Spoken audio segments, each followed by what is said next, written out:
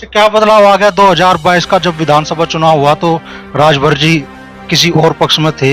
आज 2024 का लोकसभा चुनाव आ रहा है तो राजभर जी आज दूसरे खेमे में है। वजह क्या रही? हमारा नारा है, जिसकी जितनी संख्या भारी उसकी उतनी हिस्सेदारी। इसी नारे से तो नाराजगी आपकी बनी थी बीजेपी से भी। आप सरकार में मंत्री पद छोड़ के दिन से फिर से चर्चा शुरू हो रही है कि मायावती जी इस गठबंधन में शामिल हो रही है, इंडिया गठबंधन में। हालांकि वो कह चुके हैं कि भाई वो अकेले लड़ेंगे, लेकिन फिर भी ये चर्चाएं शुरू हो रही है। और अगर मायावती जी इंडिया गठबंधन में शामिल होते हैं तो उत्तर प्रदेश में एनडीए के लिए ये लड़ाई कितनी मुश्किल हो जाएगी? सूरज पूरब उग सकता है पूरब उग रहा है, पश्चिम उग सकता है, लेकिन मायावती अकेले जी के साथ अब नहीं जा सकती। बड़ी उम्मीद आपके समर्थकों को, आपके पार्टी के नेताओं को है कि राजभर जी दोबारा से योगी मंत्रिमंडल में शामिल होंगे और ये इंतजार लंबा ही होता चला जाएगा। एसपी इस बार उत्तर प्रदेश में कितनी लोकसभा सीटों पर चुनाव लड़ने जा रही है? आप बैठे हैं मुजफ्फरनगर में, शामली में, दोनों जिलों में 9 विधानसभाओं में से 8 पे आज बीजेपी या कह लिए एनडीए हार का सामना कर रहा है। और यहाँ माना जा रहा है कि समाजवादी पार्टी आरएलडी का गठबंधन मजबूत टक्कर दे रहा है जयंत चौधरी और अखिलेश यादव का गठबंधन।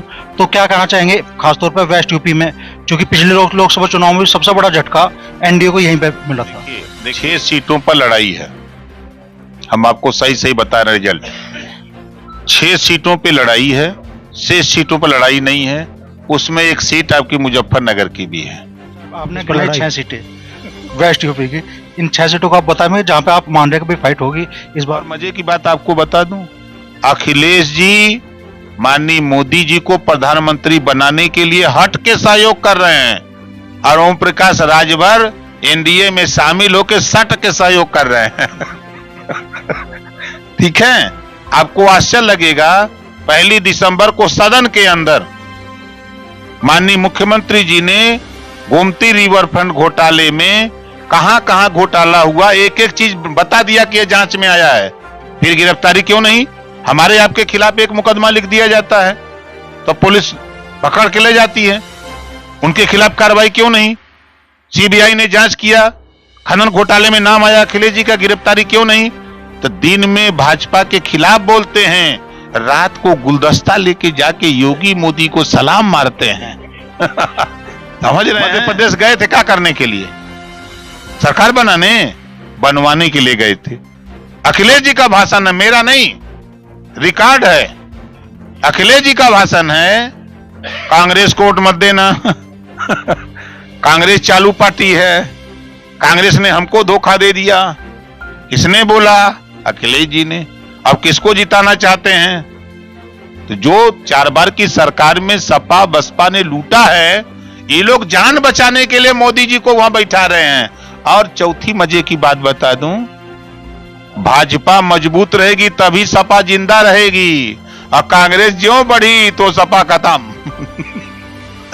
में किसी सीट पर दावा रहेगा आपका? 80 में कहीं लड़ेंगे जीत जाएंगे, यहीं लड़ेंगे जीत जाएगी। आप काहे घबरा रहे हैं? हमारे आए ना मांडी जी, देखे आई हैं रामपाल मांडी जी, किसे कमजोर नेता है, पहलवान है कमजोर का। तो मांडी जी की दावेदारी कर देंगे आप मुझे फोन? क्यों नहीं करेंगे? नमस्कार दोस्तों, एएसबी न्यूज इंडिया के डिजिटल पैनल, आपके अपने Facebook page, YouTube channel Amrish Baliyan पर आप सबका हार्दिक स्वागत है, अभिनंदन है।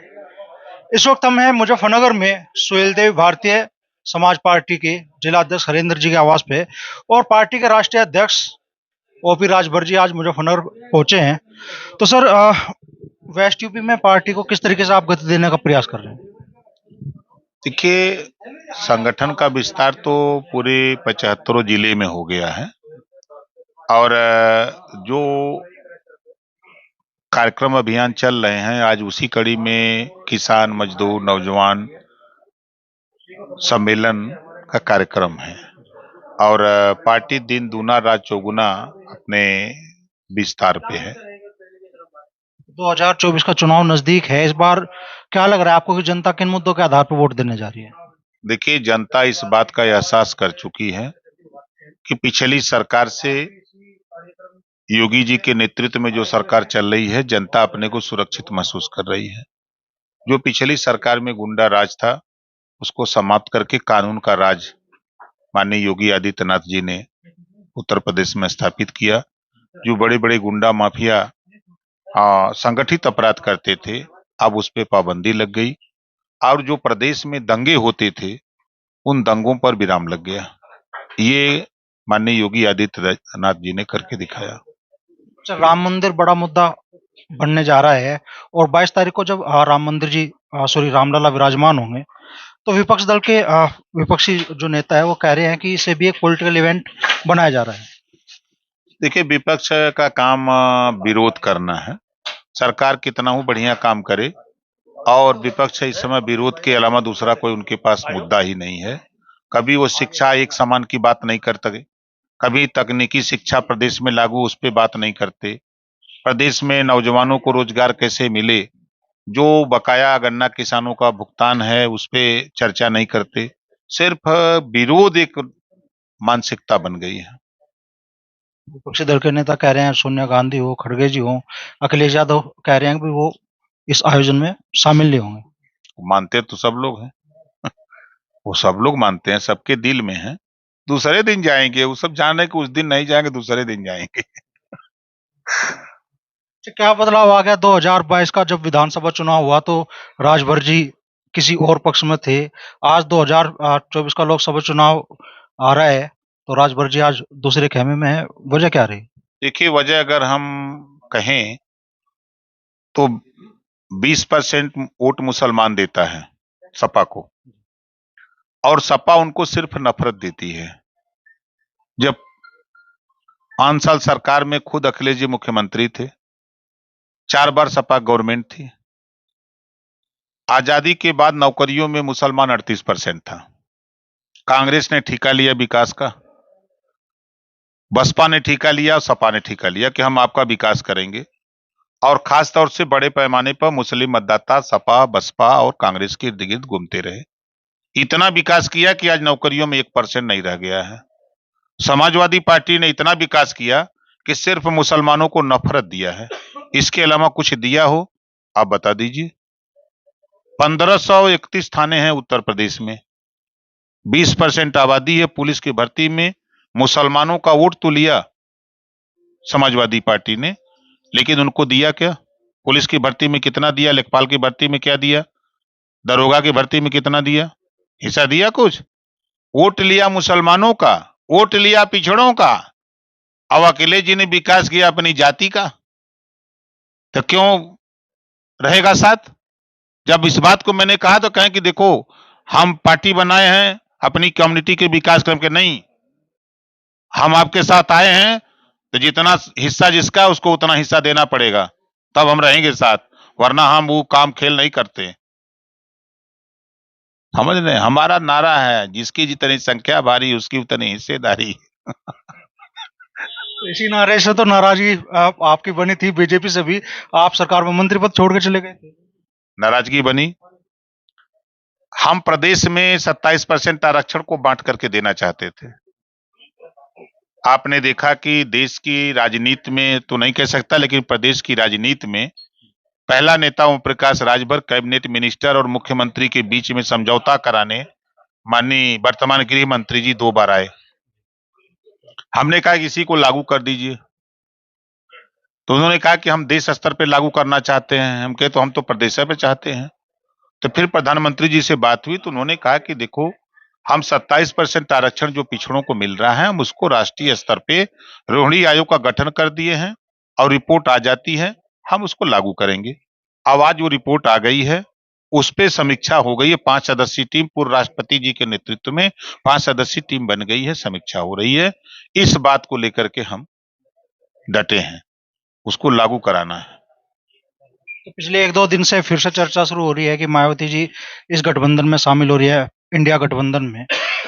हालांकि वो कह चुके हैं कि वो अकेले लड़ेंगे, लेकिन फिर भी ये चर्चाएं शुरू हो रही है। और अगर मायावती जी इंडिया गठबंधन में शामिल होते हैं तो उत्तर प्रदेश में एनडीए के लिए ये लड़ाई कितनी मुश्किल हो जाएगी? फिर कोई मुश्किल नहीं है महाराज, कहां मुश्किल है। जब सपा और बसपा मिल के लड़े तब बीजेपी अकेले 64 सीट जीती थी। हम जहां से आते हैं वहां 6 सीटें बीजेपी हार गई हमारे वजह से, हम आ गए बीजेपी के साथ। तो 64-6 70 कहां लड़ाई है? अब दोनों अलग अलग हैं। आप कह रहे हैं आप एक में आ जाएंगे। सूरज पूरब उग सकता है पूरब उग रहा है, पश्चिम उग सकता है, लेकिन मायावती अकेले जी के साथ अब नहीं जा सकती ये हाल है। इतना पक्का भरोसा है? ये एकदम भरोसा है। एक बड़ी उम्मीद आपके समर्थकों को, आपकी पार्टी के नेताओं को है कि राजभर जी दोबारा से योगी मंत्रिमंडल में शामिल होंगे, और ये इंतजार लंबा ही होता चला जा रहा है। धैर्य रखिए, ये एक खरवास का कार्यक्रम है और अयोध्या कार्यक्रम समाप्त होने के बाद आपकी भावना की कदर की जाएगी एसबी इस बार उत्तर प्रदेश में कितनी लोकसभा सीटों पर चुनाव लड़ने जा रही है गठबंधन में? देखिए, हमारा प्रयास होगा कि 3% सीट, पार्टी को मान्यता प्राप्त कराने के लिए 3% सीट चाहिए। तो 80 सीट है, तो 3 सीट मांगेंगे यहाँ और 2 गो बिहार बिहार में भी पूरा संगठन को हम यहाँ से तगड़ा कर दिए हैं, तो वहां भी 2 सीट लड़ेंगे, यही कोशिश करेंगे। तो जहां आप बैठे हैं मुजफ्फरनगर में, शामली में, दोनों जिलों में 9 विधानसभाओं में से 8 पे आज बीजेपी या कह लिए एनडीए हार का सामना कर रहा है, और यहां माना जा रहा है कि समाजवादी पार्टी आरएलडी का गठबंधन मजबूत टक्कर दे रहा है जयंत चौधरी और अखिलेश यादव का गठबंधन। तो क्या कहना चाहेंगे खासतौर पर वेस्ट यूपी में, क्योंकि पिछले लोकसभा चुनाव में भी सबसे बड़ा झटका एनडीए को यहीं पे मिला था? देखिए, 6 सीटों पर लड़ाई है, हम आपको सही सही बता रहे रिजल्ट। 6 सीटों पे लड़ाई है, 6 सीटों पर लड़ाई नहीं है, उसमें एक सीट आपकी मुजफ्फरनगर की भी है जिस पर लड़ाई है। लड़ाई खाली है, जीतने की बात नहीं है, लड़ाई खाली है। एक समय था कि भारतीय जनता पार्टी का लोग टिकट नहीं लेना चाहते थे। आज भारतीय जनता पार्टी का टिकट लेने के लिए मारी मारा हो रही है ना। एक समय था कांग्रेस का जलवा था कि कांग्रेस यहां जीता करती थी। एक समय था, अलग अलग समय सबके आए। आज के तारीख में देश की सुरक्षा, देश के सम्मान, देश के नाम पर एक ही व्यक्ति का नाम आ रहा है कि देश को आगे ले जाने के लिए मोदी जी के सामने कोई व्यक्ति नहीं है। तो जनता जान गई है कि किसको वोट देना है।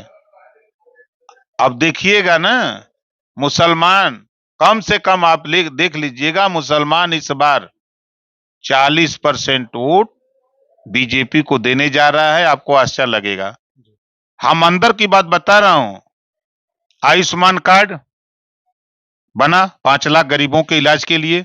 हिंदू मुसलमान तो नहीं ना उसमें जुल्हा, दुनिया, अंसारी, साईं, दर्जी, फकीर, शेख, सैयद, पठान, सभी लोग, नाई, गुण, कुम्हार, लोहार, बिंद, केवट, मल्ला, राजभर, चौहान, आरा, करकबंसी, बंजारा, बहेलिया, खंगार, सबको उसमें मिल रहा है ना। उसमें भेदभाव नहीं है। वहीं आप उठा के देखिए, किसान सम्मान निधि सबको मिल रहा है, गैस उज्ज्वला योजना, गैस सिलेंडर सबको मिल रहा है, राशन सबको मिल रहा है, आवास सबको मिल रहा है।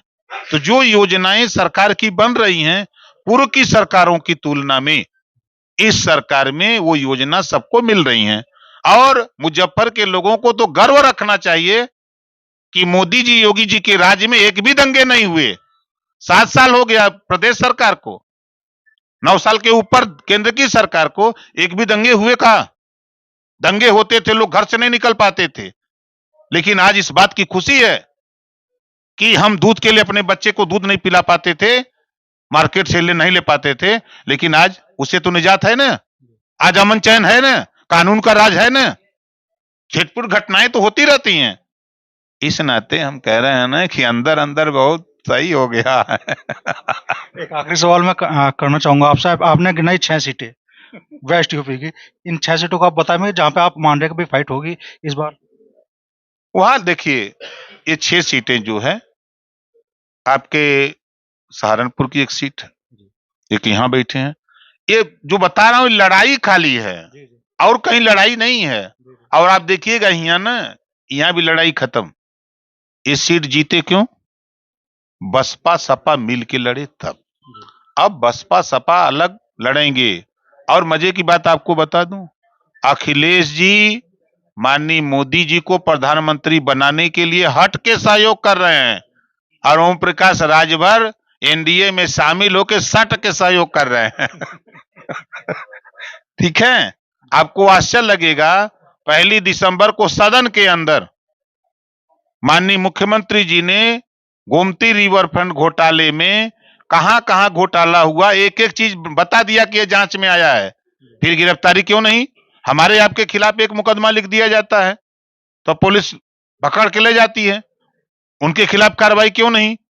सीबीआई ने जांच किया, खनन घोटाले में नाम आया अखिलेश जी का, गिरफ्तारी क्यों नहीं? तो दिन में भाजपा के खिलाफ बोलते हैं, रात को गुलदस्ता लेके जाके योगी मोदी को सलाम मारते हैं। समझ रहे हैं? और दूसरा तीसरा उदाहरण देख लीजिए, मध्य प्रदेश गए थे क्या करने के लिए? सरकार बनवाने के लिए गए थे। अखिलेश जी का भाषण है, मेरा नहीं, रिकॉर्ड है। अखिलेश जी का भाषण है, कांग्रेस को वोट मत देना। कांग्रेस चालू पार्टी है, कांग्रेस ने हमको धोखा दे दिया। किसने बोला? अखिलेश जी ने। अब किसको जिताना चाहते हैं? तो जो 4 बार की सरकार में सपा बसपा ने लूटा है, ये लोग जान बचाने के लिए मोदी जी को वहां बैठा रहे हैं। और चौथी मजे की बात बता दूं, भाजपा मजबूत रहेगी तभी सपा जिंदा रहेगी, और कांग्रेस ज्यों बढ़ी तो सपा खत्म। तो 80 लोकसभा सीटों में उत्तर प्रदेश में आपको क्या लगता है कि एनडीए कितनी सीटों पे इस बार बाजी मारेगा? 80 की 80 सीट जीतेंगे, देख लीजिएगा ना। हम आ गए, अब इधर बाजा बज रहा है ना। अभी तो उधर बाजा बजा रहे थे, लेकिन जब पता लगा कि इधर जाना जरूरी है तो हम इधर आ गए हैं। अब देखिएगा ना, 2 महीना में इधर बम बम बोलेगा। तो वेस्ट यूपी में भी किसी सीट पर दावा रहेगा आपका? 80 में कहीं लड़ेंगे जीत जाएंगे, यहीं लड़ेंगे जीत जाएगी। आप काहे घबरा रहे हैं? हमारे आए ना मांडी जी, देखे यहीं आए रामपाल मांडी जी, किसे कमजोर नेता है, पहलवान है कमजोर का। तो मांडी जी की दावेदारी कर देंगे आप मुझे फोन कर? क्यों नहीं करेंगे? तो बड़ा दावा राजभर जी ने कर दिया, आज मुझे फनर सीट पर भी दावा ठोक दिया राजभर जी ने।